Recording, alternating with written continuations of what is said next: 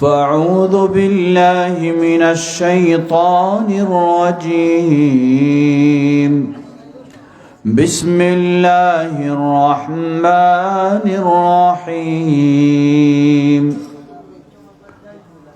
ومن يطع الله والرسول فأولئك مع الذين أنعم الله عليهم من النبيين والصديقين والشهداء والصالحين وحسن أولئك رفيقا.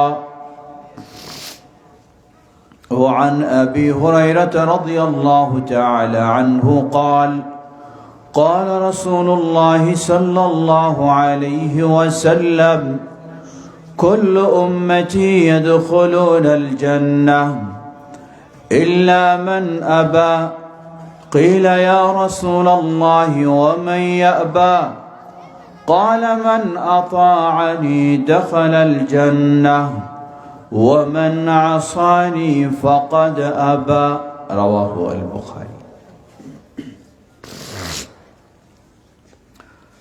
নরসিংদী জেলা অন্তর্গত তেতুলিয়া কেন্দ্রীয় জামিয়া মসজিদের উদ্যোগে আয়োজিত আজকের এই নবম বার্ষিক ইসলামী মহাসম্মেলনের সম্মানিত সভাপতি,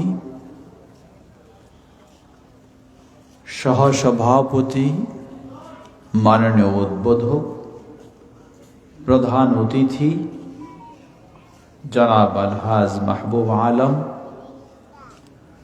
প্রধান মেহমান জনাব সৈয়দ মোহাম্মদ ইকবাল হোসেন, বিশেষ মেহমান বৃন্দ এবং আজকের প্রধান আকর্ষণ আমাদের অত্যন্ত প্রিয়জন, বিশিষ্ট আলেমে দ্বীন, মাদ্রাসা দারুল হাদিস সালাফিয়ার সম্মানিত সুযোগ্য মুদির শেখ মাসউদুল আলম আল উমরি, আমন্ত্রিত উলামায়ে কেরাম, বিশেষ করে কিছুক্ষণ আগে আপনাদের সামনে বজ্রকণ্ঠে বক্তব্য রাখলেন, মসজিদের উন্নয়নে অর্থ সংগ্রহ করলেন আমাদের স্নেহভাজন শেখ সিফাত হাসান। অবস্থাপক হিসাবে রয়েছেন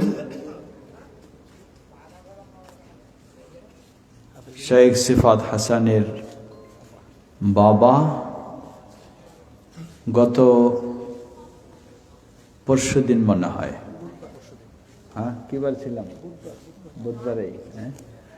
বুধবারেই আপনাদের পাশে একটি মাহফিল ছিল, সেখানের বক্তা এবং অর্থ সংগ্রহ করেছিলেন আমাদের ভাই ইমান আলী, আর আজকের মাহফিলে বক্তা এবং অর্থ সংগ্রহ করলেন কে? তার ছেলে। আল্লাহ দুজনকে আরো দ্বীনের কাজ করার তৌফিক দান করুন। বিশেষ করে জনাব ইমান আলী সাহেব, তিনি হলেন নরসিংদী জেলা জমিয়ত আহলে হাদিসের সম্মানিত সেক্রেটারি। উপস্থিত মেহমান বৃন্দ, মনে হয় শত সংখ্যা পার হয়ে যাবে। সব মেহমানদেরকেই সম্মান জানিয়ে আপনাদের পক্ষ থেকে আমাকে যোগাযোগ করেছিলেন, দাওয়াত দিয়েছিলেন আমাদের অত্যন্ত প্রিয় শেখ হাফেজ, এটা না, আজহারুল ইসলাম, সাথে আপনাদের এই মসজিদের সম্মানিত ইমাম ও খতিব শেখ হাফেজ মাহদি বিন ইসমাইল, যার বাবা আমাদের অত্যন্ত প্রিয় মানুষ ছিলেন, খুব ভালো মানুষ ছিলেন, ডক্টর ইসমাইল সাহেব। তিনি আল্লাহর ডাকে সাড়া দিয়েছেন, আল্লাহ তাকে জান্নাতুল ফেরদাউস নসিব করুন। আমাদের যারা চলে গেছেন প্রিয়জন, আল্লাহ সকলকে জান্নাতুল ফেরদাউস নসিব করুন। আর আমরা যারা রয়েছি সবাই যেন সেই একসাথে জান্নাতুল ফেরদাউসে একত্রিত হতে পারি। আল্লাহ আমাদের জন্য কবুল করে নিন। প্রিয় ভাইরা আমার, দীর্ঘক্ষণ অনেক বক্তব্য শুনলেন। সামান্য কিছু সময় আরেকটু আমরা শুনবো কোরআন এবং সুন্নাহ থেকে। সকলকে অনুরোধ জানাবো বিষয়গুলি একটু ভালোভাবে উপলব্ধি করার, অতঃপর আমরা একসাথে এখান থেকে বিদায় নেব ইনশাআল্লাহ। ছোট্ট একটি হাদিস পেশ করেছি, সুপ্রসিদ্ধ হাদিস। আমাদের আহলুল হাদিস আলেমগণ সেই হাদিসটি অনেকেই বলে থাকেন। সহিহুল বুখারীর হাদিস, প্রসিদ্ধ সাহাবী আবু হুরায়রা রাদিয়াল্লাহু তাআলা আনহু রাসূলুল্লাহ সাল্লাল্লাহু আলাইহি সাল্লাম থেকে সবচেয়ে কে বেশি হাদিস বর্ণনা করেছেন? আমরা কত দুর্বল দেখেন। আলহামদুলিল্লাহ জবাব দিয়েছেন, কিন্তু অধিকাংশ জনই তো জানে না, তাই না? যিনি আল্লাহ রাসূল সাল্লাল্লাহু আলাইহি সাল্লাম থেকে সবচেয়ে বেশি হাদিস বর্ণনা করলেন, হাদিসগুলো জানা তো দূরের কথা, আমরা যদি তার নামটাও না জানতে পারি তাহলে কত সৌভাগ্যবান আমরা। হ্যাঁ, কি সৌভাগ্যবান না? হ্যাঁ, একটু জানার চেষ্টা করতে হবে। কতদিন চলবে জানবো না বলে? একদিন তো হারিয়েই যাব, ঠিক না? এই জন্য একটু করে হলেও জানার চেষ্টা করবেন। জানার ক্ষেত্রে একটি হাদিস বলি, সহিহ মুসলিমেও এসেছে এবং বিভিন্ন সুনান গ্রন্থেও এসেছে। আল্লাহ রাসূল সাল্লাল্লাহু আলাইহি ওয়াসাল্লাম বলেন, মান সালাকা তারিকা ইয়ালতামিসু ফীহি ইলমা সাহহালাল্লাহু লাহু তারিকান ইলাল জান্নাহ। জান্নাতে যেতে চাই না? জান্নাতের সহজ পথ চাই না? একটা সহজ পথ নিয়ে নেন। মান সালাকা তারিকা ইয়ালতামিসু ফীহি ইলমা, যে এমন একটা পথ অবলম্বন করবে যেই পথে কোরআন এবং হাদিসের জ্ঞান শেখা যাবে। কিসের জ্ঞান? খালি কাহিনীর না, হ্যাঁ, কোরআন এবং হাদিসের জ্ঞান শেখা যাবে। সাহহালাল্লাহু লাহু তারিকাল জান্নাহ, আল্লাহ সুবহানাহু ওয়া তাআলা তার জন্য জান্নাতের পথকে সহজ করে দেবেন। সুবহানাল্লাহ। এই যুগে হয়তোবা আপনারা যারা সামনে বসে আছেন অনেকেই বলবেন, আমি তো অনেক ব্যস্ত মানুষ, আমার বয়স হয়ে গেছে, আমি অনেক সাংসারিক ব্যস্ততায় আছি, অথবা আমার চাকরির ব্যস্ততায় আছি, অথবা আমার ব্যবসা বাণিজ্যের ব্যস্ততায় আছি, আমার পক্ষে তো কোরআন হাদিসের জ্ঞান অর্জনের জন্য সময় ব্যয় করা সম্ভব নয়। তাহলে আমার জন্য জান্নাতের পথ পাওয়াও? আমি বলবো না, বিষয়টি এত জটিল ভাবার সুযোগ নেই। জান্নাতের পথ সহজ করে নেওয়ার জন্য কোরআন হাদিসের জ্ঞান শিক্ষার শুধু মাদ্রাসা গিয়ে বসলেই হবে এমনটি মনে করা যাবে না। আপনি আপনার ঘরে বসে কোরআন হাদিসের জ্ঞান শিখবেন, ঘরে বসে। সবারই হাতে আছে না? আছে না? সবারই হাতে আছে।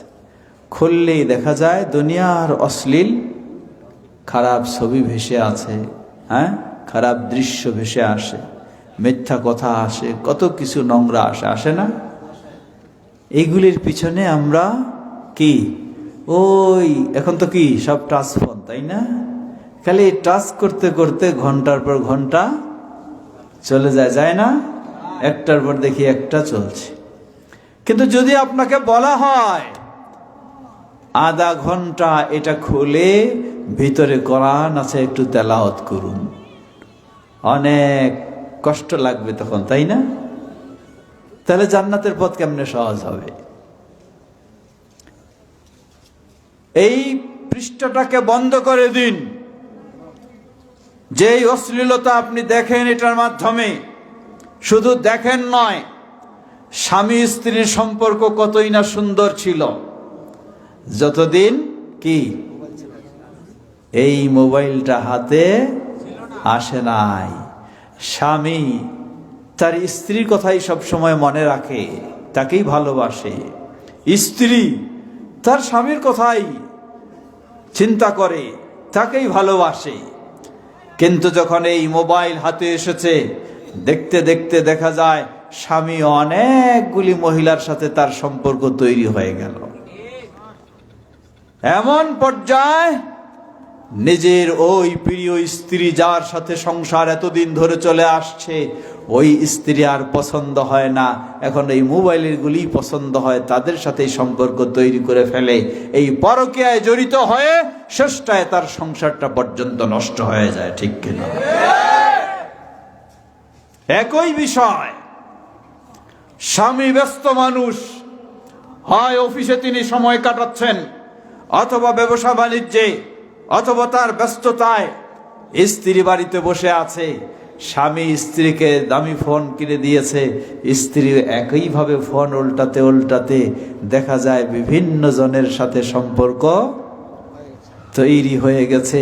এমনকি একজন দুইজন বাচ্চার মাও হয়ে গেছে। এরপরেও দেখা যায় নিজের স্বামীর কথা ভুলে গিয়ে ওই মোবাইলের মাধ্যমে ভিন্ন অশ্লীল খারাপ পুরুষের সাথে সম্পর্ক তৈরি করে তার পিছে পর্যন্ত দৌড়ধাপ শুরু করে দেয়, ঠিক কিনা? সব নষ্ট করে দিল।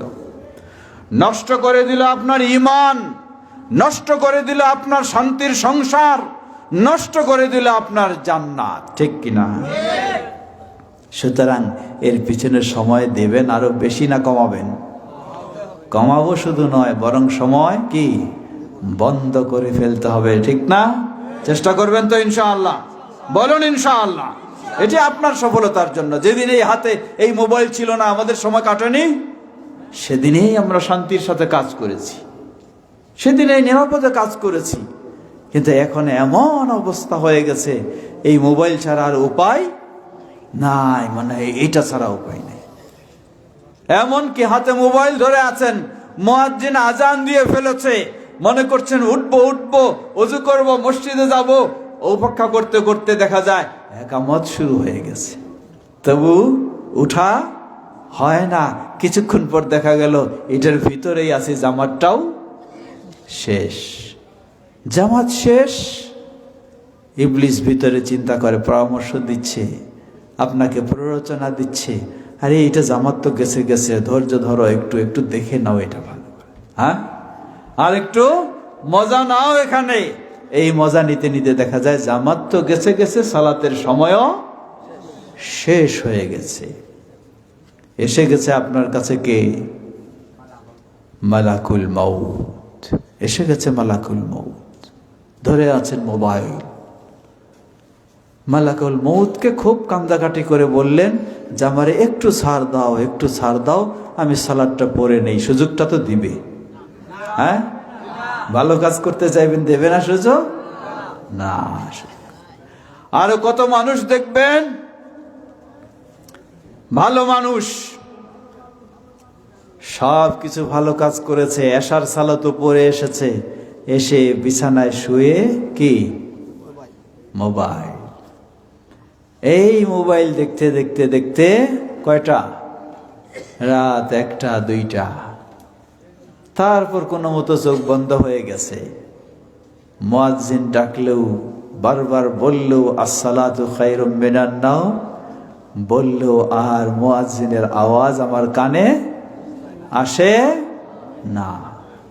কতজন বিছানায় যায়, বিছানা থেকে আর উঠতে পারে না। আপনি একটু চিন্তা করুন, আপনিও তো ওই ব্যক্তিটা হতে পারেন, বিছানায় গেছেন আর উঠার আপনার সুযোগ হবে না। যদি এই হয় তাহলে আপনি কি অবস্থায় আল্লাহর কাছে গেলেন?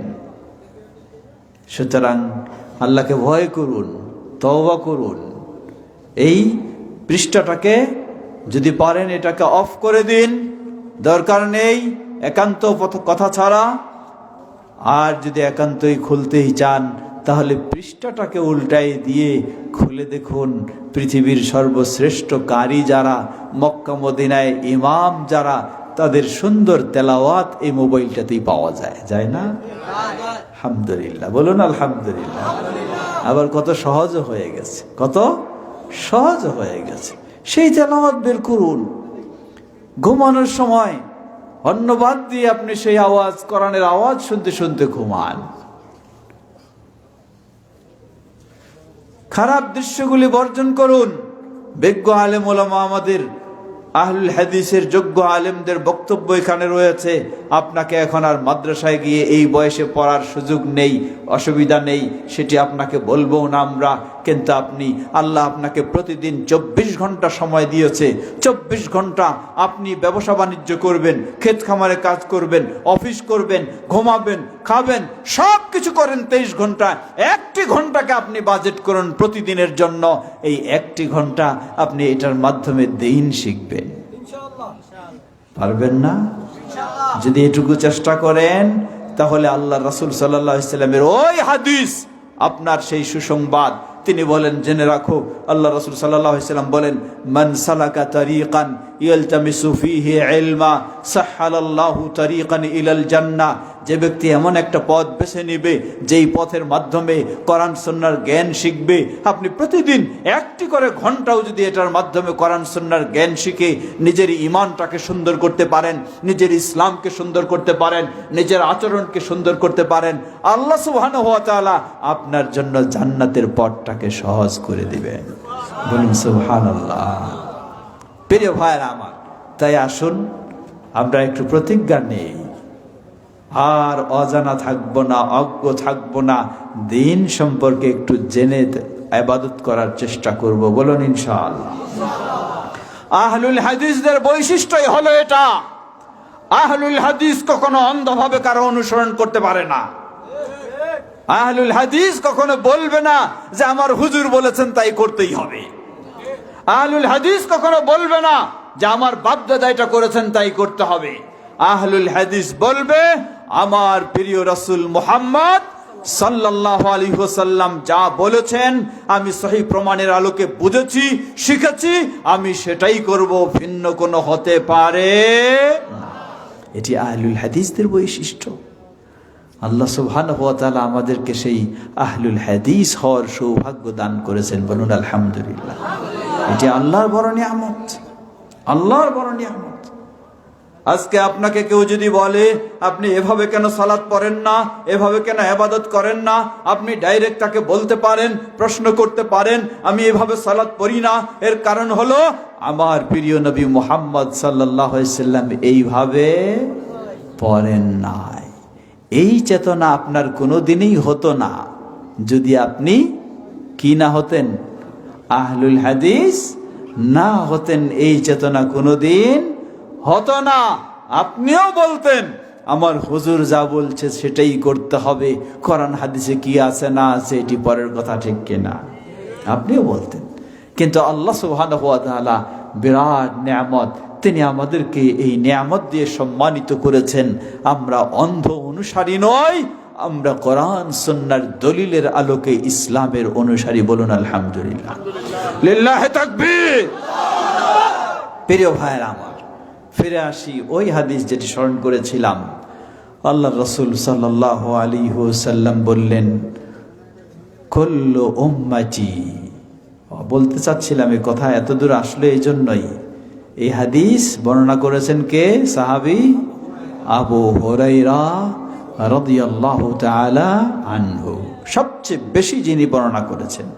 অথচ তিনি রাসূলুল্লাহ সাল্লাল্লাহু আলাইহি ওয়াসাল্লামকে বেশি দিন পাননি, মাত্র 3.5 বছর রাসূল সাল্লাল্লাহু আলাইহি ওয়াসাল্লামের কাছে পেয়েছেন, মাত্র 3.5 বছর। এই 3.5 বছরেই তিনি ওই যারা মক্কার প্রথম দিন থেকে ইসলাম গ্রহণ করেছেন তাদের চেয়েও তিনি বেশি হাদিস শেখার সুযোগ লাভ করেছেন। আর ওই ব্যক্তিটার নামটাও যদি আমাদের জানা না থাকে, তার হাদিসগুলি তো দূরের কথা, তাহলে আমরা কত অন্ধকারে আছি। বিশেষ করে আহলুল হাদিস ব্যক্তি কখনো এই অন্ধকারে থাকতে পারে না, ঠিক কিনা? মনে রাখবেন এখানে কয়েকটি দিক। এক হলো ইসলামের শত্রু যারা, তারা বহু চক্রান্ত ষড়যন্ত্র শুরু করেছে ইসলাম থেকে মানুষকে বিমুখ করার জন্য। স্মরণ আসলো যেহেতু এই সাহাবীর নামেই, আরবিতে বলা হয় ইস্তেশরা, বাংলায় বলা হয় প্রাচ্যবিদ। পাশ্চাত্যের মানুষেরা, ইউরোপ আমেরিকার মানুষেরা প্রাচ্যের মুসলিম দেশগুলি নিয়ে, তাদের দিন নিয়ে তারা এখন গবেষণা করছে কিভাবে এই মুসলমানদেরকে ইসলাম থেকে সরানো যায়। এই গবেষণার পথগুলি কি? গবেষণার পথগুলি সেই আমেরিকা, ইউরোপের মতো দেশে আমাদের মেধাবী মানুষদেরকে পিএইচডি ডিগ্রির জন্য অফার দেওয়া হয়, স্কলারশিপ দেওয়া হয়, বাড়ি গাড়ি অনেক কিছু সুযোগ সুবিধাও দেওয়া হয়। এখন ভেবে দেখুন, আমেরিকার মতো খ্রিস্টানেরা, ইহুদিরা, তারা এই মুসলমানদেরকে নিয়ে যায়, সকল প্রকার সুযোগ সুবিধা দিবে, আবার একটা পিএইচডি ডিগ্রিও দিবে। এটা হলো তাদের ইসলামের প্রতি দয়া, না? হ্যাঁ, একটু ভাববেন, একটু ভাববেন। মুসলিম সে ইসলামের জন্য এই বাংলাদেশ থেকে বলুন বা এই সমস্ত প্রাচ্যের দেশগুলি থেকে বলুন, নিয়ে গিয়ে সেই পাশ্চাত্যে তাদের সেই নামি দামি ইউনিভার্সিটিগুলিতে আপনাকে ডিগ্রি দিবে, কত কিছু সুবিধা দিবে, থাকা খাওয়ার ব্যবস্থা অনেক কিছু করে দিবে। যেই ডিগ্রিটা পেলে আপনি বাংলাদেশের প্রতিটি ইউনিভার্সিটিতে দেশের ডিগ্রির চেয়ে ওই ডিগ্রিটা কি সবচেয়ে মূল্য বেশি, প্রাধান্য দেওয়া হবে। তার নিশ্চয়ই একটা উদ্দেশ্য অবশ্যই আছে। প্রসিদ্ধ একজন ইসলামী স্কলার, মিশরের, তিনি হাদিসের গবেষণা করেছেন। তিনি তার বইয়ের শুরুতে এই ঘটনাটি উল্লেখ করেছেন। তিনি বলছেন যে আমাকেও এ অফার দেওয়া হলো, স্কলারশিপ দেওয়া হলো যে সেই পাশ্চাত্যের ইউনিভার্সিটিতে পিএইচডি অর্জনের জন্য। তাই আমি বললাম একটা ভালো সুযোগ, কেন নিব না। গেলাম, গিয়ে যখন আমার গবেষণা শুরু হবে আমাকে নিয়ম নীতি দেওয়া হলো। কি নিয়ম নীতি? এই প্রসিদ্ধ সাহাবী, কি নাম? আবু হুরায়রা রাদিয়াল্লাহু আনহুর জীবনী নিয়ে গবেষণা করতে হবে, আর গবেষণার মধ্যে কোথাও একটু ঢুকায় দিতে হবে যে আবু হুরায়রা রাদিয়াল্লাহু আনহু তিনি চুরি করেছিলেন। নাউযুবিল্লাহ। ভাবেন কি কৌশল। এই ব্যক্তি যখন এভাবে গবেষণা করবে, তার ওই গবেষণার থিসিস যখন বাংলা ভাষায় অনুবাদ করা হবে, এত বড় শিক্ষিত মানুষ তিনি, এত বড় পণ্ডিত মানুষ, না জেনে কি এগুলি লিখেছেন? বলবেন না এটা? আর এই বই পড়ে আপনি বুঝবেন যে আবু হুরায়রা রাদিয়াল্লাহু আনহু নামে একজন প্রসিদ্ধ সাহাবী ঠিকই, কিন্তু তার জীবনে একটা বড় অ্যাক্সিডেন্ট আছে, তিনি কিছু একটা কি করে ফেলেছেন। এই চিন্তাটা যখন আপনার ভিতরে আসবে, এর মানে কি রেজাল্টটা দাঁড়াবে? সহিহ বুখারী খুলবেন, সহিহ মুসলিম খুলবেন, আবু দাউদ খুলবেন, তিরমিজি খুলবেন, ইবনে মাজাহ খুলবেন, নাসাই খুলবেন, দেখবেন যে সবচেয়ে যেই সাহাবীর হাদিস বেশি তিনি হলেন আবু হুরায়রা রাদিয়াল্লাহু আনহু। আর দেখার পরেই আপনি মনে করবেন ইনিই তো সেই সাহাবী যেই সাহাবীর জীবনে এই ঘটনা ঘটেছে, তাহলে এই সাহাবীর হাদিস তো নেওয়া যাবে। দেখেন কি কোন দিকে আপনাকে নিয়ে গেল, কোন পর্যায়ে। সুতরাং ষড়যন্ত্র চতুর্দিকে। আফসোসের সাথে বলতে হয় এ তো পাশ্চাত্যের অমুসলিম যারা ইহুদি খ্রিস্টান তারা তো এই ষড়যন্ত্র করবেন, কিন্তু যারা আজকে ইসলামকে বিভিন্ন ভাগে বিভক্ত করে বিভিন্ন মাযহাব বিভিন্ন তরিকায় মুসলিমদেরকে বিভক্ত করে দুর্বল করে দিয়েছেন, তারা নিজেদের মাযহাবকে প্রতিষ্ঠিত করতে গিয়েও এই সাহাবীদেরকে অপবাদ দিতে কিছু মনে করেন নাই। বলুন নাউযুবিল্লাহ। যা কেমন হানাফি মাযহাবের নীতিমালার মাঝে উল্লেখযোগ্য নীতিমালা হলো এই সাহাবীকে আবু হুরায়রা রাদিয়াল্লাহু আনহুকে দোষারোপ করা হয়েছে, বলা হয়েছে আন্নাহু কানা কাসীরুর রিওয়ায়াতি ওয়া কালিলুল ফিকহি, যে আবু হুরায়রা রাদিয়াল্লাহু আনহু তিনি অনেক হাদিস বর্ণনা করেছেন ঠিকই, কিন্তু হাদিস তিনি তেমন বুঝতেন না। নাউযুবিল্লাহ। দেখেন কিভাবে অভিযোগ দিয়েছে। আবু হুরায়রা রাদিয়াল্লাহু আনহুকে এই অপবাদ দেওয়া হয়েছে। কেন অপবাদ দেওয়া হয়েছে?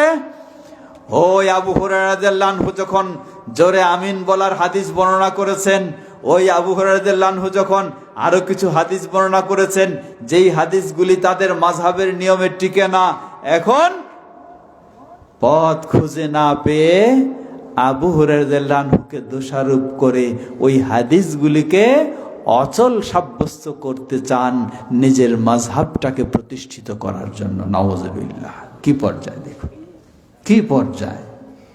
এটাই যদি হয় নিজের মাযহাবকে প্রতিষ্ঠিত করার জন্য, এই সেই প্রসিদ্ধ সাহাবী আবু হুরায়রা রাদিয়াল্লাহু আনহু তাকে অপবাদ দেওয়া হবে। তিনি হাদিস অনেক বর্ণনা করেছেন ঠিকই, কিন্তু হাদিস বোঝার ক্ষেত্রে তার বোধশক্তি ছিল কম, জ্ঞান ছিল কম, বুদ্ধি ছিল কম। এই যদি তাকে অপবাদ দেওয়া হয়, এই অপবাদ দিয়ে যদি আপনি কোনো মাযহাবকে প্রতিষ্ঠিত করতে চান, কোনো তরিকাকে প্রতিষ্ঠিত করতে চান, কোনো সন্দেহ নেই এই মাযহাব এই তরিকা কখনো ইসলামের উপকারে আসতে পারে না, কখনো আসতে পারে না। মূলত এই নীতিগুলি এমনকি ইমাম আবু হানিফা রাহিমাহুল্লাহ তারও বিরোধী হলো এই নীতি। কারণ আমরা সবাই জানি ইমাম আবু হানিফা রাহিমাহুল্লাহর সেই বক্তব্য যা স্বর্ণাক্ষরে লিখে রাখার মতো।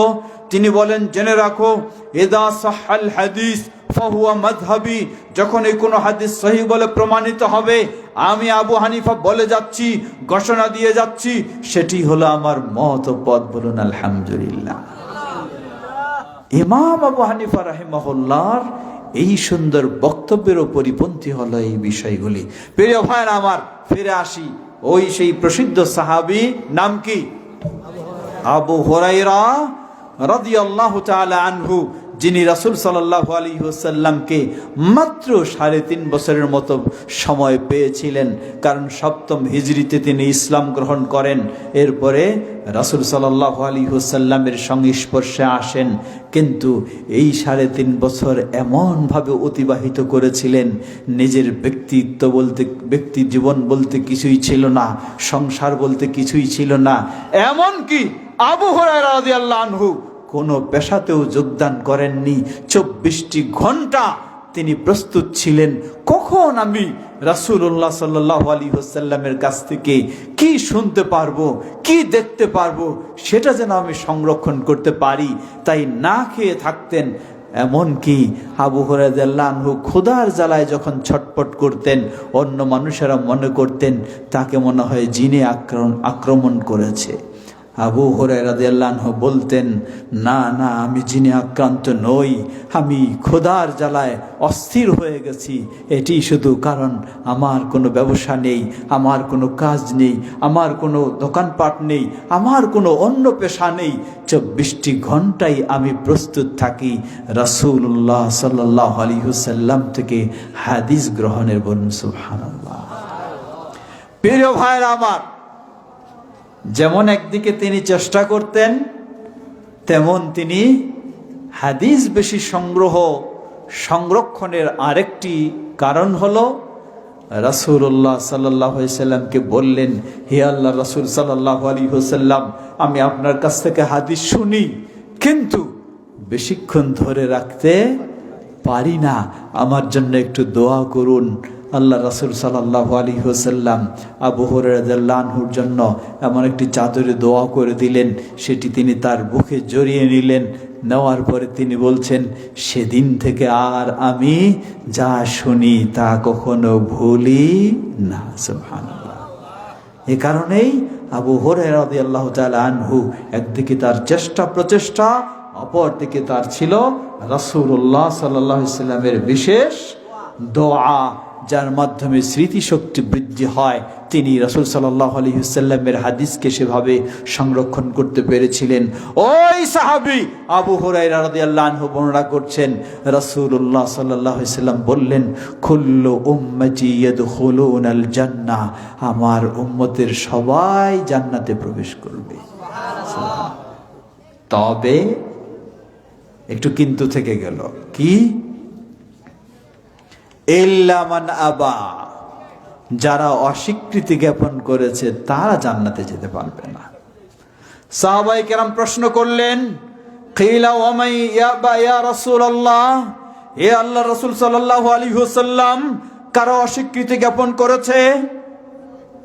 রাসূলুল্লাহ সাল্লাল্লাহু আলাইহি ওয়াসাল্লাম বললেন, মান আতাআনি দাখালাল জান্নাহ, যে আমাকে মেনে নিয়েছে, আমার আনুগত্য স্বীকার করেছে, দাখালাল জান্নাহ, সেই জান্নাতে প্রবেশ করেছে। বলুন সুবহানাল্লাহ।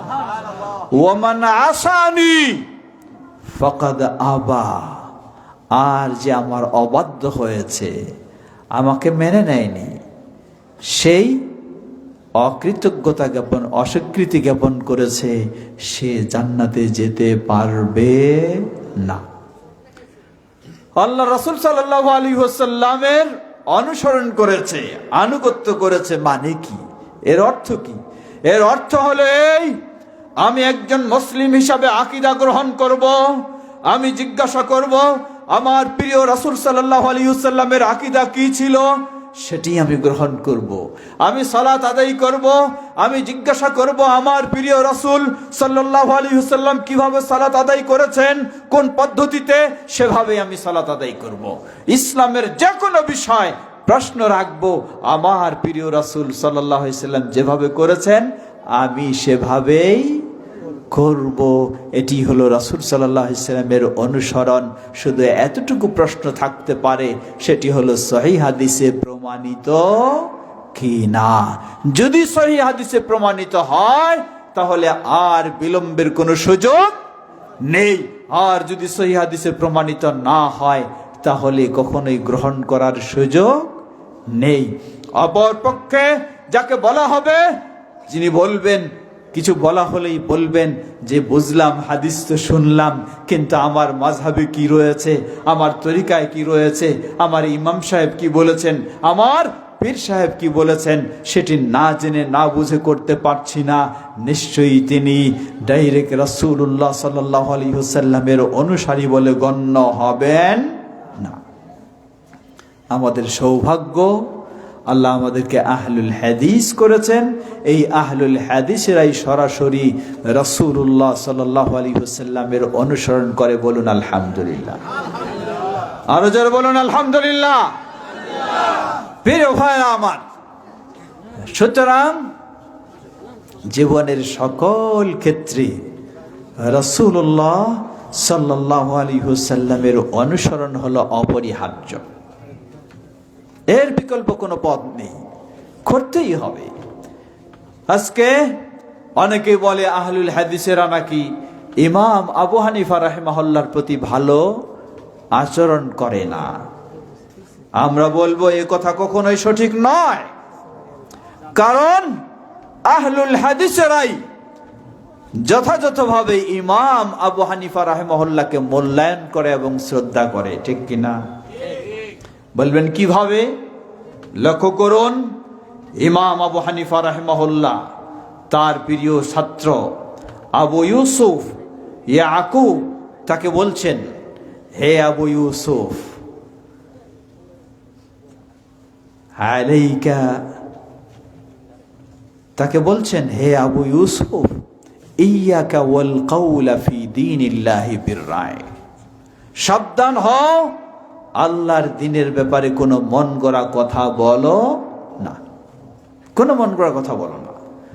ওয়া আলাইকুম বিইত্তিবাইস সুন্নাহ, তোমার অপরিহার্য কর্তব্য হলো তুমি রাসূলের সুন্নাহকে অনুসরণ করে চলবে। এটি ইমাম আবু হানিফা রাহিমাহুল্লাহর নির্দেশ। কারণ মান খারাজা আনহা ফাকাদ দাল্লা, যে রাসূলের সুন্নাহ থেকে বের হয়ে যাবে সে কখনো হেদায়েতের উপরে থাকতে পারে না। এই হচ্ছে বক্তব্য ইমাম আবু হানিফা রাহিমাহুল্লাহ। আজকে সমাজে দেখবেন মানুষ ভ্রান্ত আকীদায়, ভ্রান্ত কর্মে তথা ইবাদতের নাম দিয়ে শিরক ও বিদআতি কর্মকাণ্ডে জড়িয়ে যাওয়ার একটি অন্যতম কারণ হলো জাল হাদিসের ছড়াছড়ি। জাল হাদিসের ছড়াছড়ি, এই জাল হাদিসের উপরে নির্ভর করে মানুষ যাই করে সবটাই হয় বেদাত, নয় কুসংস্কার ছাড়া আর কিছুই হয় না। অথচ একটু আগেই বলেছি ইমাম আবু হানিফা রাহিমাহুল্লাহ এই ক্ষেত্রেও তিনি কতটা সতর্কতা অবলম্বন করেছেন, নিজের অবস্থানটাকে তিনি ক্লিয়ার করেছেন। ইমাম আবু হানিফা রাহিমাহুল্লাহ বলেন, জেনে রাখো, ইদা সাহহাল হাদিস ফাহুয়া মাযহাবি, আমি আবু হানিফা এই ডিক্লারেশন দিয়ে যাচ্ছি, যখনই কোনো হাদিস সহিহ বলে প্রমাণিত হবে সেই হাদিসই হলো আমার মত ও পথ। বলুন আলহামদুলিল্লাহ, লিল্লাহি তাকবীর। আজকে আহলুল হাদিসেরা যখন সহিহ হাদিসের গুরুত্ব দেয়, আরেকজন এসে বলে, ও খালি সহিহ হাদিস, সহিহ হাদিস। জবাব, আপনি কেন এই কথা বলবেন ও সহিহ হাদিস, সহিহ হাদিস বলে ঠাট্টা বিদ্রুপ করবেন? নিশ্চয়ই আপনার উদ্দেশ্য ভালো নয়। আপনি নির্ভেজাল দিন জানতে চান না, নির্ভেজাল দিন মানতে চান না, নির্ভেজাল দিন মানুষকে শিখাতে চান না। যদি চাইতেন তাহলে আপনার বক্তব্যটাও ইমাম আবু হানিফা রাহিমাহুল্লাহর মতো হতো, যেখানে সহিহ হাদিস প্রমাণিত হবে সেটাই হলো আমার মত ও পথ। আজকে আহলুল হাদিসদের আদর্শ আকীদাই হলো এটি। বলুন আলহামদুলিল্লাহ। সুতরাং প্রকৃতপক্ষে ইমাম আবু হানিফা রাহিমাহুল্লাহর বিরোধী আহলুল হাদিসেরা এটি কখনোই নয়, বরং তারাই ইমাম আবু হানিফা রাহিমাহুল্লাহর যথাযথ মূল্যায়ন ও অনুসরণ করে। প্রিয় ভাইরা, ফিরে আসি। একটু আগেই বলছিলাম সমাজে যে জাল হাদিসগুলি ছড়িয়ে রয়েছে, এগুলির কারণেই আজকে মানুষের হয় ঈমান আকীদা নষ্ট হয়ে যাচ্ছে, নয় ইবাদত নষ্ট হয়ে যাচ্ছে। যেমন ছোট্ট দুটি উদাহরণ দেই। এক উদাহরণ হলো আল্লাহর ব্যাপারে। কিছু মানুষদের আকীদা রয়েছে কি, যদি জিজ্ঞাসা করা হয় আল্লাহ কোথায়, জবাব হলো সর্বত্র বিরাজমান নয়, এটা তো আছেই। জবাব দেয় আল্লাহ আমার কলবের ভিতর। সুবহানাল্লাহ বলবেন না নাউজুবিল্লাহ বলবেন? জোরে বলুন। আল্লাহ আমার কলবের ভিতর, আজীব কথা। তাহলে বড় কি, আল্লাহ না আপনি? কেমনে হইল? তাহলে তো আপনি আল্লাহ ভিতর হওয়ার কথা ছিল। আল্লাহ যখন আপনার কলবের ভিতর, তাহলে তো আপনি কি বড় হচ্ছেন। নাউযুবিল্লাহ। অথচ ইমাম আবু হানিফা রাহিমাহুল্লাহ যারা এই জাতীয় আকীদা পোষণ করে, হয় আল্লাহ আমার কলবের ভিতর, অথবা আল্লাহ সত্তায় সর্বত্র বিরাজমান, তাদের বিষয়ে ইমাম আবু হানিফা রাহিমাহুল্লাহ 1300 বছর পূর্বে স্পষ্ট ডিক্লারেশন দিয়েছেন। তাকে যখন জিজ্ঞাসা করা হলো, কেউ যদি বলে আমি জানি না আল্লাহ কোথায়, আল্লাহ আরশের উপরে, তা হয়তো বুঝলাম, কিন্তু আরশ উপরে না নিচে তাও জানি না, এর মানে সে বোঝাতে চায় আল্লাহ সত্তায় সর্বত্র বিরাজমান। ইমাম আবু হানিফা রাহিমাহুল্লাহ তার বিষয়ে ফতোয়া জারি করলেন, ফাকাদ কাফারা, সে কি কাফের, সে ইমানে নেই, মুসলিম নয়, সে কুফরিতে লিপ্ত হয়ে গেছে। কেন? লিআন্না আল্লাহ তাবারাক ওয়া তাআলা قال الرحمن على العرش استوى وعرشه فوق 7 سماوات। আল্লাহ সুবহানাহু ওয়া তাআলা নিজেই বলেছেন, দয়াময় আল্লাহ রয়েছেন কোথায়? আরশের উপরে, আর আল্লাহর আরশ হলো সপ্ত আসমানের ঊর্ধ্বে। বলুন সুবহানাল্লাহ, সুবহানাল্লাহ। এটি কোরআনের কথা, এটি হাদিসের কথা। এই আকীদাই ছিল ইমাম আবু হানিফা রাহিমাহুল্লাহ। কিন্তু আজকে আফসোস করে বলতে হয়, যারা সেই ইমাম আবু হানিফা রাহিমাহুল্লাহর অনুসারী বলেও নিজেদেরকে দাবি করে থাকেন, তারা ইমাম আবু হানিফার এই সুন্দর নির্ভেজাল আকীদাও গ্রহণ করেন না। কেননা তারা ওই যে একটি বাতিল জাল হাদিসের উপর নির্ভর করে বসেছে। কি জাল হাদিস? বলা হয় কলবুল মুমিনে আরশুল্লাহ, মুমিনের কলব নাকি আল্লাহর আরশ, আর আল্লাহ রয়েছেন তাহলে কোথায়? ওই মুমিনের কলবের ভিতর। বলুন নাউজুবিল্লাহ, নাউজুবিল্লাহ। কি ভয়ঙ্কর বাতিল আকীদা, যেটাকে ইমাম আবু হানিফা বললেন এটি কুফরি আকীদা। কোরআন সুন্নাহ তাই বলে। দ্বিতীয় আরেকটি আসুন, 12ই রবিউল আউয়াল যখন আসে, রাজধানীর রাজপথে জশ্নে জুলুস আর মিছিল চলে, সেই মিছিলে এই স্লোগানও দেওয়া হয়, কেউ যদি বলে মুহাম্মদ সাল্লাল্লাহু আলাইহি ওয়াসাল্লাম তিনি মানুষের মতো মানুষ, তাহলে সেই ঈমানদার নয়, সে নাকি কাফের। তাহলে কি বলতে হবে? বলতে হবে মুহাম্মদ সাল্লাল্লাহু আলাইহি ওয়াসাল্লাম নাকি নূরের তৈরি, নূরের তৈরি। আরে আজীব কথা, কই পেলেন আপনি নূরের তৈরি? খুঁজে দেখুন, এখানেও আরেকটি জাল হাদিস। নবী সাল্লাল্লাহু আলাইহি ওয়াসাল্লাম জাবের রাদিয়াল্লাহু আনহুকে নাকি বলেন, ইয়া জাবের ইন্নাল্লাহা খালাকা নূরি আউয়ালু মা খালাকা নূরি।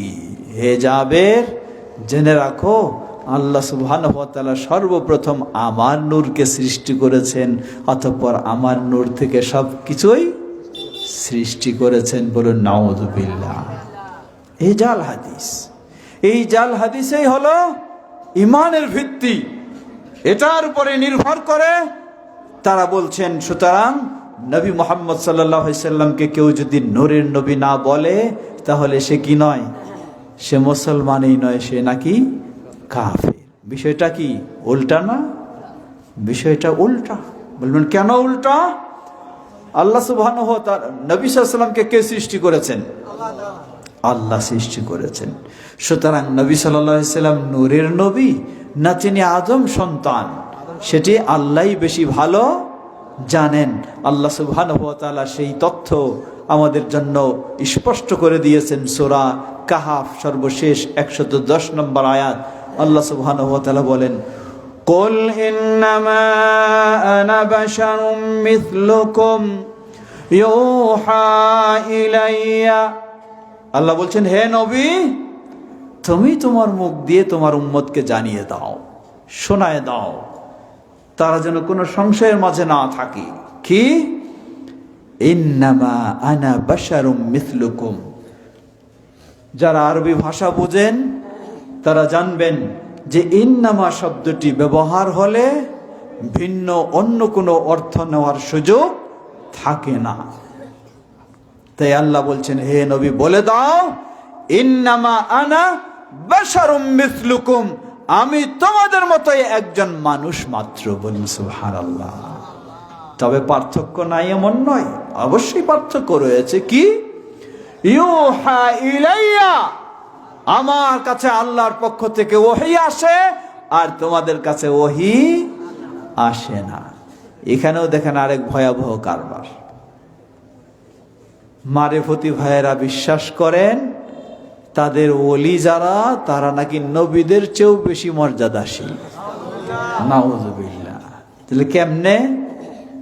আল্লাহ রাসূল সাল্লাল্লাহু আলাইহি সাল্লাম বলছেন যে আমার কাছে পার্থক্য হলো ওহী আসে, ওহী না আসলে আমি কিছু জানি না, কিছু বলি না।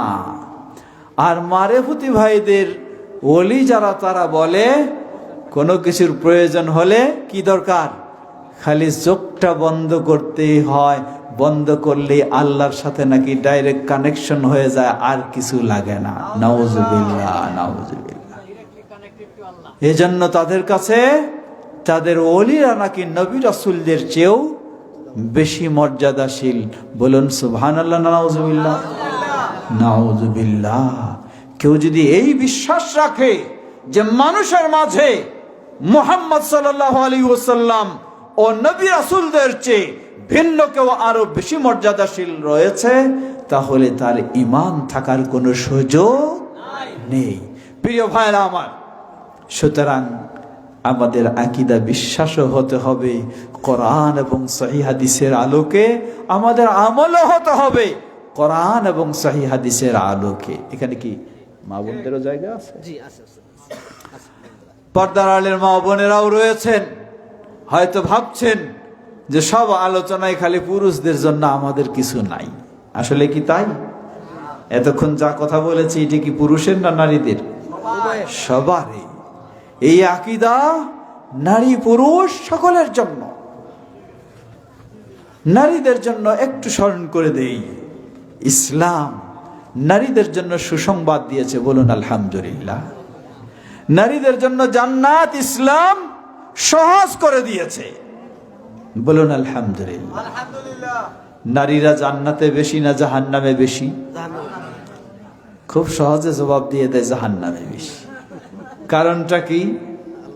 হাদিস সহিহ বুখারীর হাদিসে এসেছে, আল্লাহ রাসূল সাল্লাল্লাহু আলাইহি ওয়াসাল্লাম তিনি বললেন, আমাকে জাহান্নাম দেখানো হলো, আমি দেখলাম জাহান্নামে পুরুষ বেশি না নারী বেশি?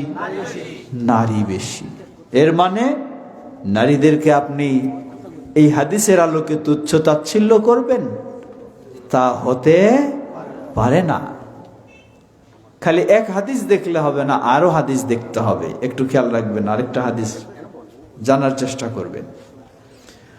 আল্লাহ রাসূল সাল্লাল্লাহু আলাইহি ওয়াসাল্লাম এই হাদিসে যেমন বললেন, আরেক হাদিসে স্পষ্ট ভাবে রাসূল সাল্লাল্লাহু আলাইহি ওয়াসাল্লাম বললেন, সেটি সুনানের হাদিস, হাদিসে সহিহ, যেই পুরুষেরা, আচ্ছা বুঝলাম জাহান্নামে তো নারী বেশি, এবার বলুন তো জান্নাতে কে বেশি? কেমনে নারী বেশি? যেহেতু ওখানে নারী বেশি, তাহলে এখানে কি হইতে হবে? পুরুষ বেশি হবে। শুনেন, একটু জানতে হবে ভালোভাবে, এবং আমাদের মা বোনদেরকে সব সময় ওই জাহান্নামে বেশি বেশি বলে ছোট করা যাবে না। ইসলাম তাদের যে মর্যাদা দিয়েছে, সেই মর্যাদা দিয়েই তাদেরকে সামনে এগিয়ে নেওয়ার চেষ্টা করতে হবে। আল্লাহ রাসূল সাল্লাল্লাহু আলাইহি ওয়াসাল্লাম বললেন, জেনে রাখো, যারা জান্নাতি পুরুষ হবে, লিকুল্লি রাজুলিন যাওজাতান, প্রতিটি পুরুষের জন্য দুজন স্ত্রী থাকবে। বলুন সুবহানাল্লাহ। প্রতিটি জান্নাতি পুরুষের জন্য দুজন স্ত্রী থাকবে, হৌর বাদ দিয়ে। তাহলে এখন বলুন, প্রতিটি জান্নাতি পুরুষের জন্য যদি দুজন স্ত্রী থাকে, তাহলে উদাহরণস্বরূপ জান্নাতি যদি হয় 1 লক্ষ পুরুষ, কতজন নারী হবে? 2 লক্ষ। বলুন সুবহানাল্লাহ। এর মানে কি? জাহান্নামের কথা বলা হয়েছে, সেখানে নারী বেশি, কিন্তু পুরুষের দ্বিগুণও বলা হয় নাই। বলা হয়েছে কি? বলা হয়েছে বেশি সংখ্যক, একটাও বেশি হইতে পারে, 2টাও বেশি হইতে পারে। কিন্তু জান্নাতের অবস্থাটা, পুরুষ যতজন তার চেয়ে দ্বিগুণ হলো নারী। বলেন সুবহানাল্লাহ। পুরুষ যত তার চেয়ে দ্বিগুণ হলো নারী। ইসলাম কিভাবে মর্যাদা দিয়েছে! আল্লাহ রাসূল সাল্লাল্লাহু আলাইহি ওয়াসাল্লামকে সাহাবী বললেন, হে আল্লাহ রাসূল সাল্লাল্লাহু আলাইহি ওয়াসাল্লাম, আমি একজন সন্তান হিসাবে বলে দিন আমাকে আমার সেবা, আমার যত্ন, আমার সদাচরণ পাওয়ার সবচেয়ে কে বেশি অধিকার রাখে? রাসূল সাল্লাল্লাহু আলাইহি ওয়াসাল্লাম বললেন, তোমার মা। আবার জিজ্ঞাসা করলেন, অতঃপর কে? বললেন, তোমার মা। আবার জিজ্ঞাসা করলেন, অতঃপর কে? বললেন, তোমার মা। সুবহানাল্লাহ, তিনবার। চতুর্থবার বললেন, কে? তোমার বাবা। কারণ মায়ের কি সন্তান লালন পালনের জন্য সবচেয়ে বেশি ত্যাগ, কষ্ট, অবদান রয়েছে।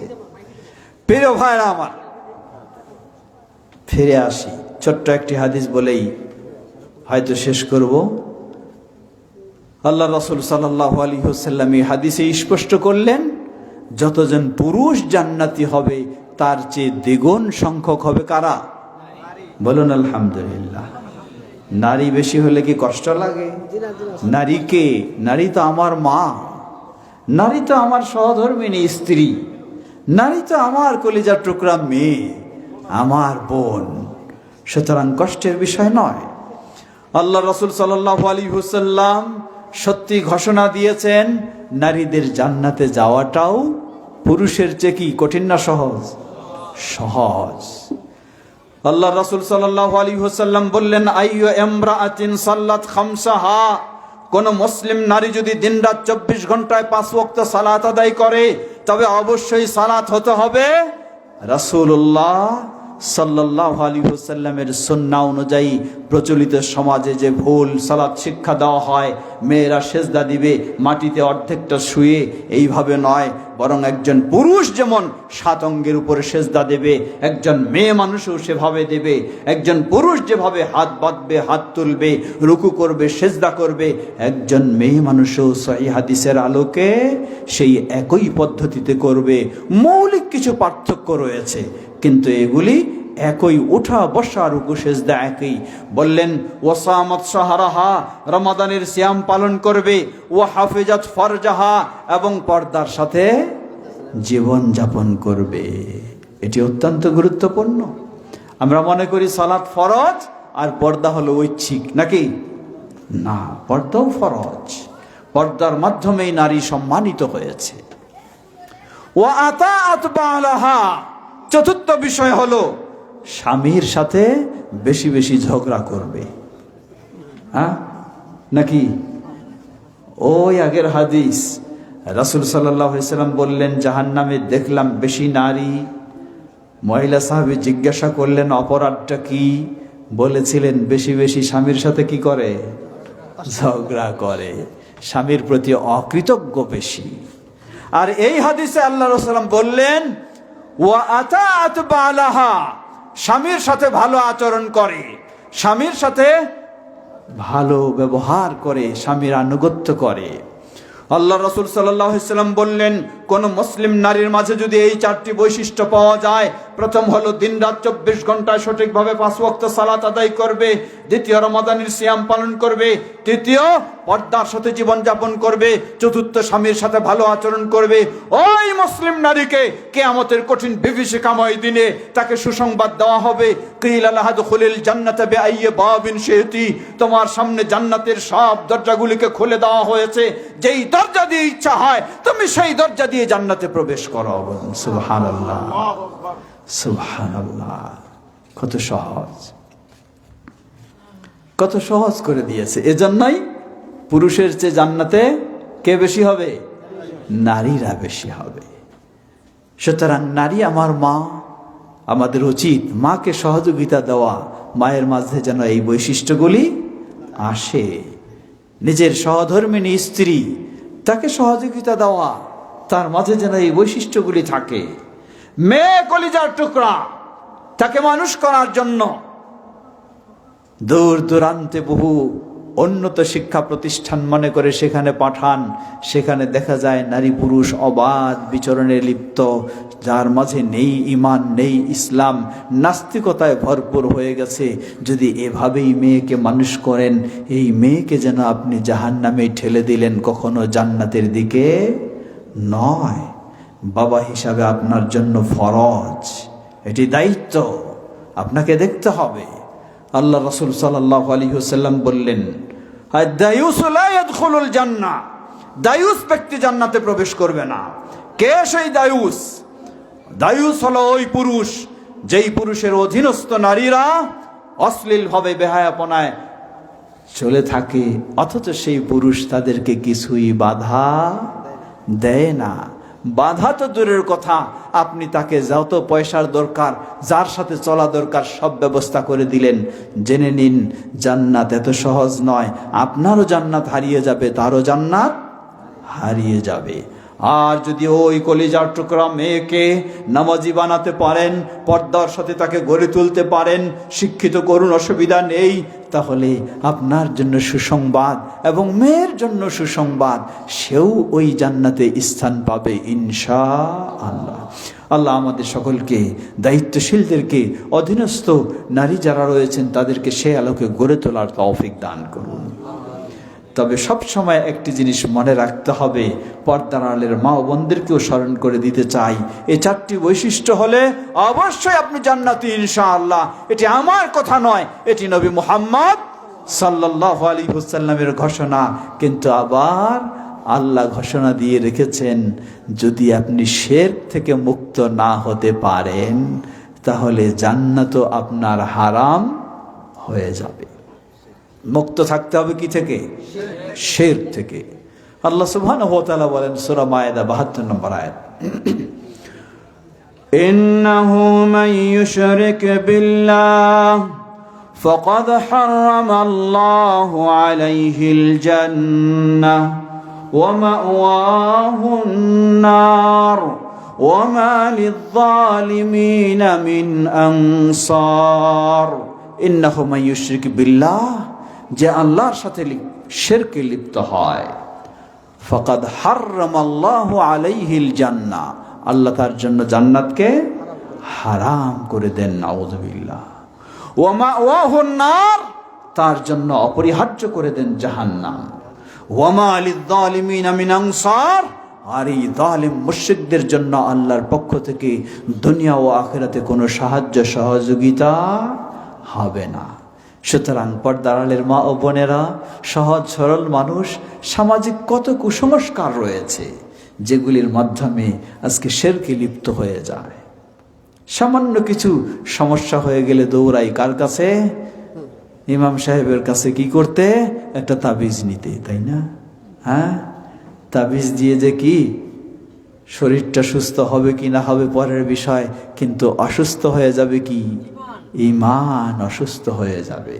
শুধু অসুস্থ নয়, ওই তাবিজটা যদি এমন কিছু কুফরি কালাম দিয়ে হয় তাহলে ঈমানটা শুধু অসুস্থ নয়, ঈমানটা সমূলে হারিয়ে যাবে। আপনি হয়তো টেরও পাবেন না, বুঝতেও পারবেন না, সালাতও পড়তেছেন, আবার এদিকে কি ঈমানটাও হারিয়ে ফেলেছেন। খুবই ভয়াবহ বিষয়। সুতরাং প্রতিটি মুসলিম নর নারীকে সতর্ক থাকতে হবে। এজন্য আল্লাহ সুবহানাহু ওয়া তাআলা বাবা মাকে দায়িত্ব দিয়েছেন, সন্তানদেরকে সর্বপ্রথম গুরুত্ব দিয়ে শিক্ষা দিতে হবে, তারা যেন কখনো শিরকে লিপ্ত না হয়।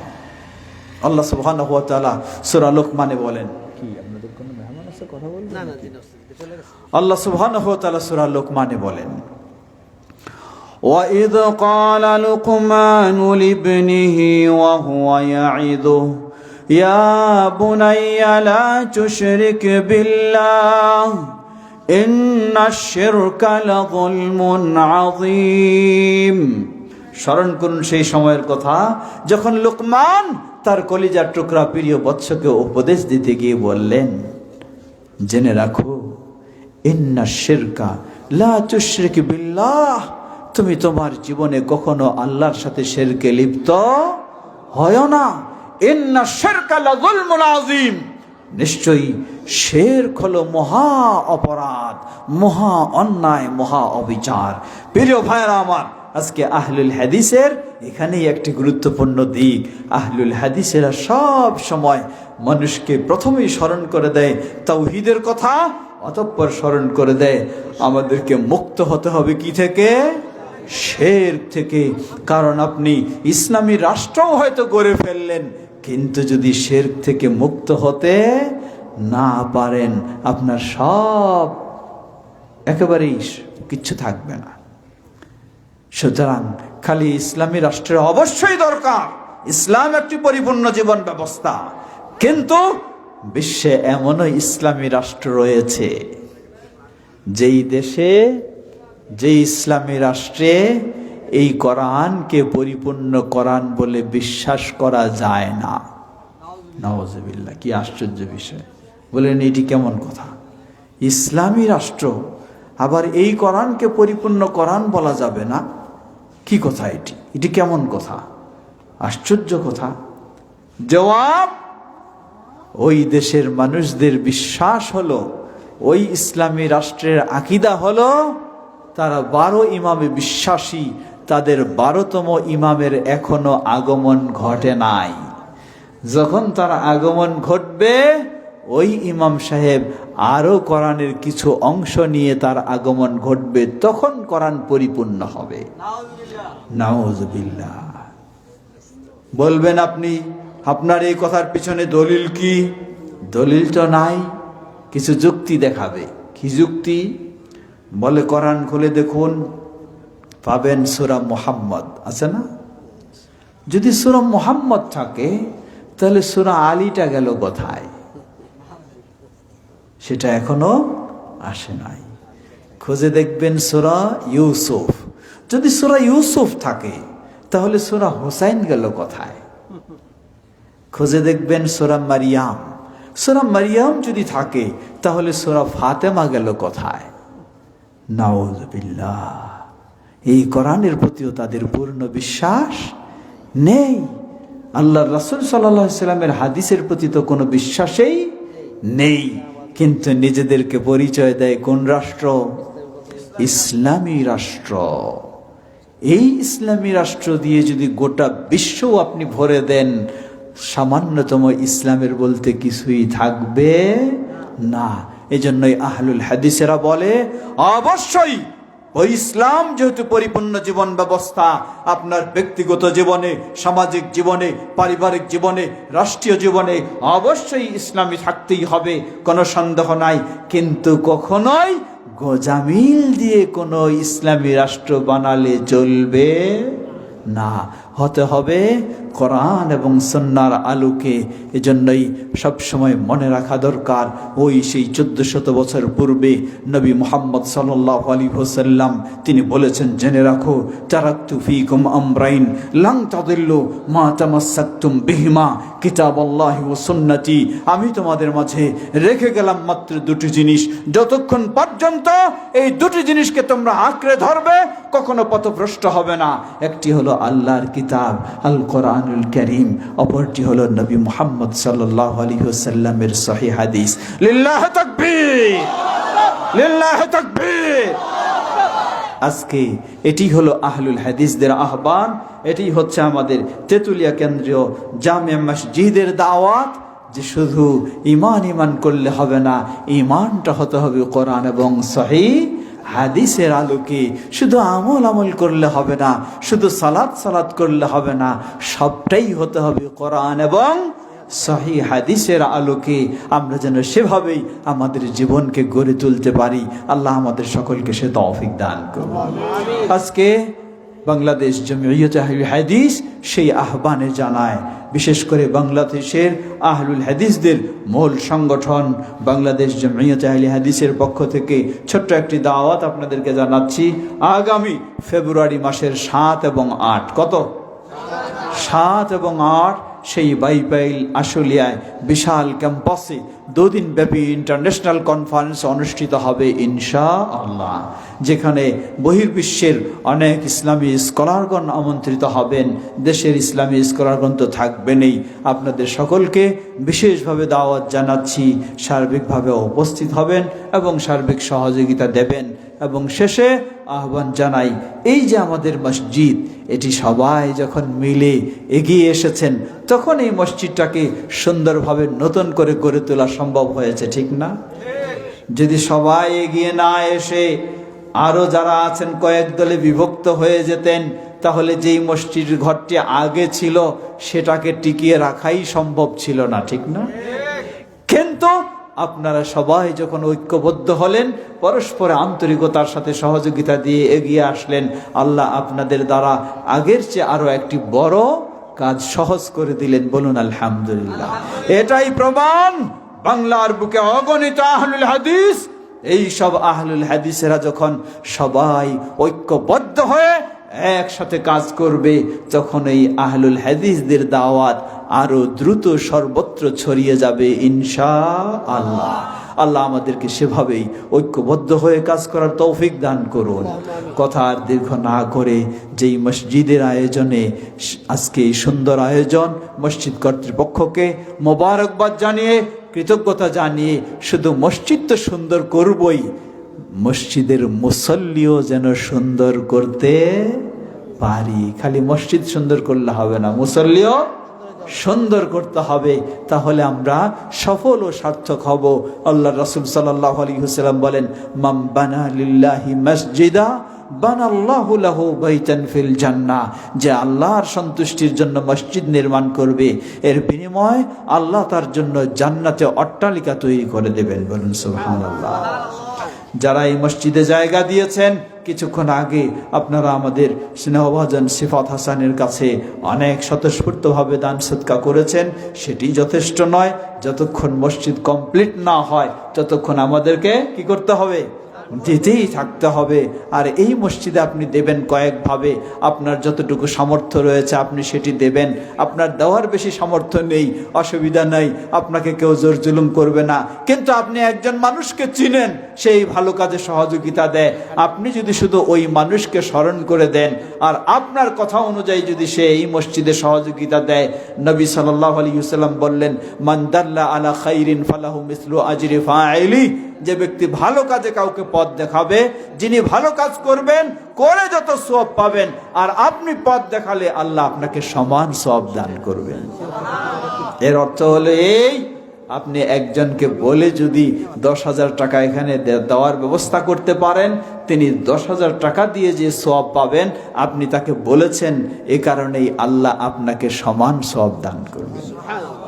তৃতীয় দিক হলো, আমরা আমাদের শ্রদ্ধার পাত্র পিতামাতা যারা বিদায় নিয়ে চলে গেছেন, তাদের পক্ষ থেকে অনেক কিছু ভালো কাজ করতে চাই।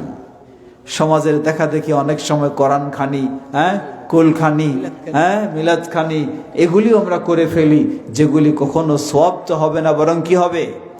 গুনাহগার হবে। সওয়াব তো হবে না, বরং গুনাহগার হবে। তাই সেই মৃত ব্যক্তিদেরকে সওয়াব দেওয়ার জন্য সবচেয়ে শরীয়তসম্মত নির্ভেজাল কাজ হলো এই মসজিদ। আপনি আপনার মৃত বাবার পক্ষ থেকে দেবেন, মৃত মায়ের পক্ষ থেকে দেবেন, যা দেবেন সেটি আপনার মা বাবাও সওয়াব পাবে এবং আপনিও সমান সওয়াব পাবেন। বলুন সুবহানাল্লাহ। শুধু এতটুকুই নয়, এই মসজিদে আজকে দিলেন, হতে পারে এই মসজিদ যদি কিয়ামত পর্যন্ত প্রতিষ্ঠিত থাকে, ইবাদত হয়, তাহলে কিয়ামত পর্যন্ত এই মসজিদে সদকা করার সওয়াব আপনি এবং আপনার বাবা মা কবরে বসে পেতে থাকবে ইনশাআল্লাহ। সুতরাং সকলকে উদ্বুদ্ধ করব, আপনারা শুধু আজকের জন্যই সীমাবদ্ধ নয়, মসজিদের কাজ সম্পূর্ণ না হওয়া পর্যন্ত আমাদের সহযোগিতায় এগিয়ে আসতে হবে। আল্লাহ আমাদের সকলকে সে তৌফিক দান করুন। জি, মানে যে পিতা তার সন্তানদেরকে কোরআন শিক্ষা দেয় না, সেই পিতাই সন্তানেরাই সত্যিকারে এতিম। রাসূল বলছেন, এমন একটা হাদিস আছে কি হয়েছে? যে পিতা তার সন্তানদেরকে কোরআন শিখায় না, তারাই হচ্ছে, ওই সন্তানেরা হচ্ছে সত্যিকারে এতিম। এই মর্মে কোনো হাদিস আছে কি? তাহলে হাদিসটি সহিহ কিনা? আমাদের একজন প্রশ্ন করেছেন, যেই বাবা মা সন্তানকে কোরআন শিক্ষা দেয় না, সেই সন্তানেরাই হলো প্রকৃত এতিম। ওয়াল্লাহু তাআলা আ'লাম। প্রথম কথা হলো, এটি তো এতিমের সংজ্ঞার মধ্যে কখনোই পড়ে না। দ্বিতীয় কথা হলো, এই ধরনের কোনো সহিহ হাদিস আছে বলে আমি এ যাবৎ কখনো শুনি নাই। আরো বেশি কেউ জানতে পারেন, তবে আমার জানা মতে এটি কোনো সহিহ হাদিসের নির্ভরযোগ্য কথা নয়। ওয়াল্লাহু তাআলা আ'লাম। আমি কথা বলেছি যে আমার জানা মতে। আল্লাহ আমাদের সকলকে আমাদের এই মসজিদে সার্বিক সহযোগিতা দেওয়ার তৌফিক দান করুন। যারা জায়গা দিয়েছেন এ পর্যন্ত বহু অবদান রেখেছেন, আল্লাহ তাদেরকে এর বিনিময়ে এবং এখনও রাখছেন, সকলকে এর বিনিময়ে জান্নাতুল ফেরদৌসে অট্টালিকা দান করুন। আমাদের মাঝে উপস্থিত অনুপস্থিত যারা অসুস্থ রয়েছেন, আল্লাহ তাদের সকলকে পরিপূর্ণ সুস্থতা দান করুন। আমাদের প্রিয়জন বাবা মা ভাই বোন যারা বিদায় নিয়ে চলে গেছেন, আল্লাহ তাদের ভুল ত্রুটি ক্ষমা করে জান্নাতুল ফেরদৌস নসিব করুন। আর আমরা যেন গোটা জীবন ঈমানের পথে থেকে ঈমানের সাথে আমাদের বিদায় হয়, আল্লাহ আমাদের জন্য সেটি কবুল করে নিন। আমাদের স্নেহের সন্তানদেরকে যেন ইসলামের আলোকে গড়ে তুলতে পারি, আল্লাহ আমাদের সে তৌফিক দান করুন। আমাদের এই দেশকে আল্লাহ সকল প্রকার ষড়যন্ত্র থেকে হেফাজত করুন। এই দেশকে ইসলামের আলোকে চলার মতো পরিবেশ আল্লাহ তৈরি করে দিন। বিশ্বব্যাপী নির্যাতিত মাজলুম মুসলিমদেরকে আল্লাহ হেফাজত করুন। রব্বানা আতিনা ফিদ দুনিয়া হাসানাতাও ওয়া ফিল আখিরাতি হাসানাতাও ওয়া কিনা আযাবান নার। সুবহানা রাব্বিকা রাব্বিল ইজ্জাতি আম্মা ইয়াসিফুন ওয়া সালামুন আলাল মুরসালিন ওয়াল হামদুলিল্লাহি রাব্বিল আলামিন।